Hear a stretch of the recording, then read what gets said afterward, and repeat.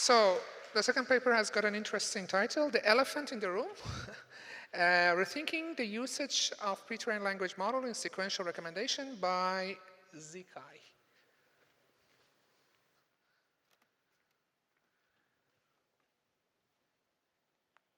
Okay.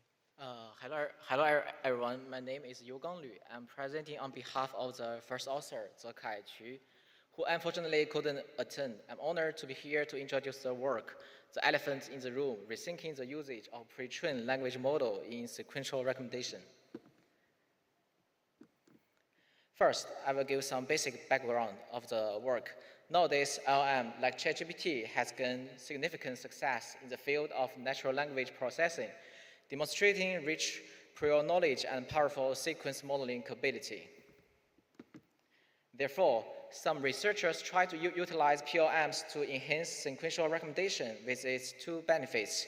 One line of work proposed to build item representations from their textual representations based on PLMs, aiming to utilize the prior knowledge in PLMs to enhance item representation.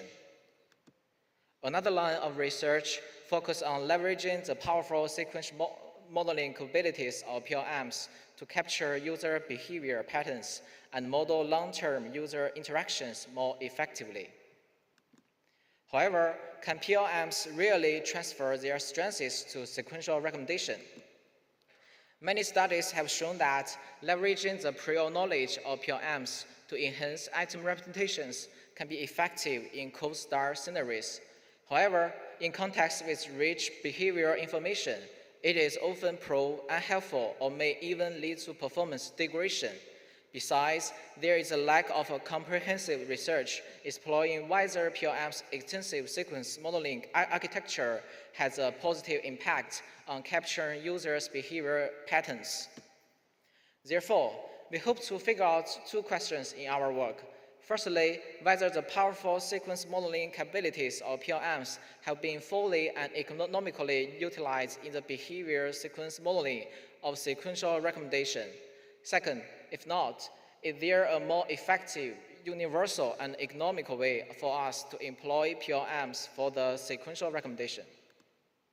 To figure out the first question, we analyze the capability and suitability of PLM-based sequential recommendation models on behavior sequence modeling with the SOTA model, RecFormer.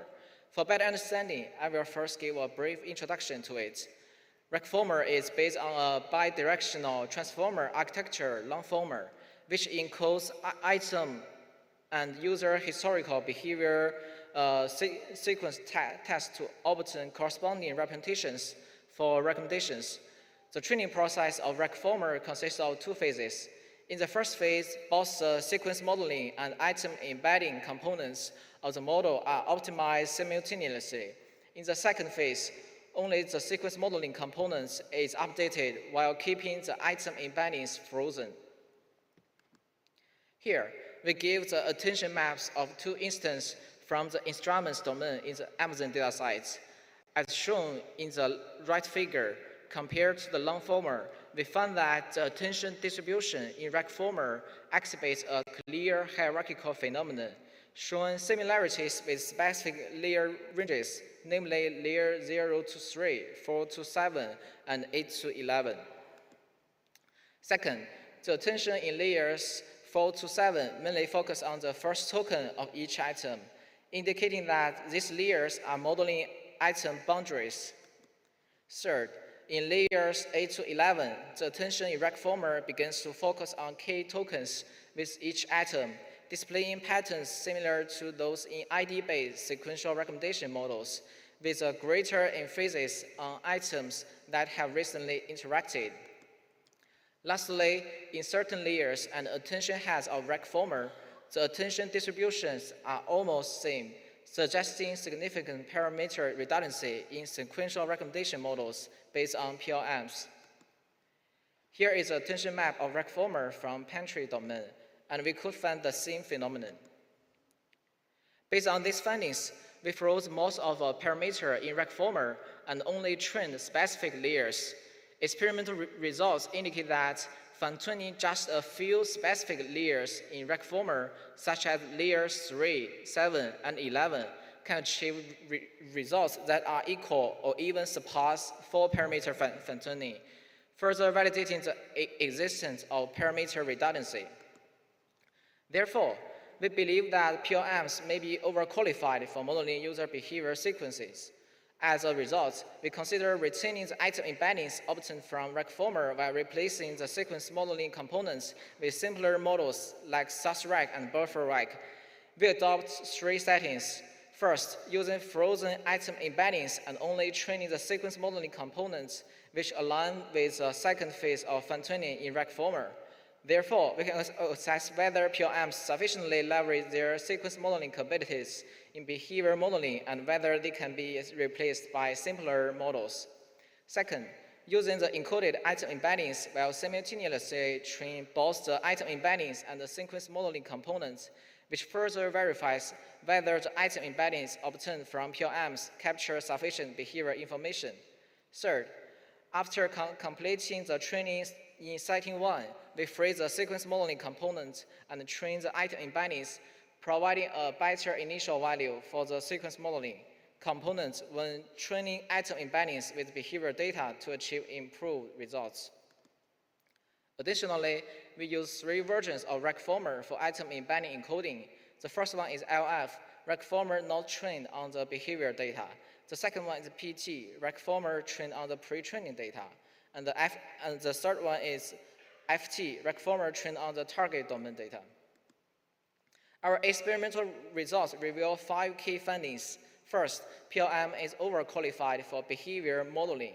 We can observe that simpler ID-based sequential modeling models can achieve comparable or even better results on multiple datasets using only frozen initial item embeddings. This phenomenon indicates that simpler models are sufficient for modeling behavior sequences in sequence recommendations. Second, compared to random initialization, item embeddings initialized from behavior-trained PLMs significantly enhance model performance. However, directly using vanilla PLMs for item embeddings initialization leads to decreased model performance. This result suggests that it is behavior tuning that enables PLMs to effectively manage and utilize their prior knowledge to enhance sequential recommendation performance. Third, continue to training item embeddings encoded from behavior-trained PLMs can further enhance model performance. This phenomenon indicates that the item embeddings encoded from behavior-trained PLMs still lack sufficient behavior information, necessitating ongoing training on behavioral sequences to better bridge the gap between the textual and behavioral information. Next, the initialization method based on behavior-trained PLMs is transferable. Using language models pre-trained on behavior datasets for item embedding initialization can lead to significant improvements in new downstream domains. Lastly, sequential recommendation models such as BERT4RAG that share similar architectures and training objectives with behavior-tuned PLMs more from initialization. Based on the above observations, we conclude the superior strategy of utilizing PLMs in sequential recommendation. Do not strongly couple with tests, but use behavior-tuned PLMs to build item embedding initialization. To further evaluate the effectiveness and generalization of our strategy, we evaluate under the 4 ranking setting and 2 variants of using the behavior-tuned PLM initialized embedding. First, let's take a look at the result under the 4 ranking setting.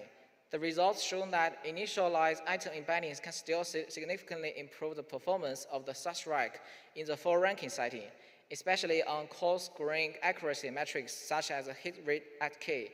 This indicates that our method is more proficient in enhancing the model's generalization ability. Moreover, our approach consistently outperforms RecFormer across all datasets. Although the performance improvement is not as pronounced as under the random sampling setting, our method still enhances recommendation performance while improving inference efficiency. Then we will discuss results related to 2 variants of using behavior-trained PLMs initialize item embeddings. First, collaborating with trainable item ID embeddings, we treat the initialized item embeddings as additional textual embeddings in susrec. During training, these embeddings are fixed and added to the item ID embeddings to provide astral training signals. Second, collaborating with the sequence modeling components of RecFormer, we set the item embeddings in RecFormer's second phase of fine-tuning as trainable while keeping other settings unchanged. And we have the following results. First, in the experiments collaborating with trainable item ID embeddings, item embeddings initialized from behavior-tuned PLMs, PT, and FT significantly improve model performance, while embeddings derived from the vanilla PLMs, LF, did not yield similar enhancement. This phenomenon indicates that it is the behavior-aware semantic information that enhances the performance rather than the original semantic information.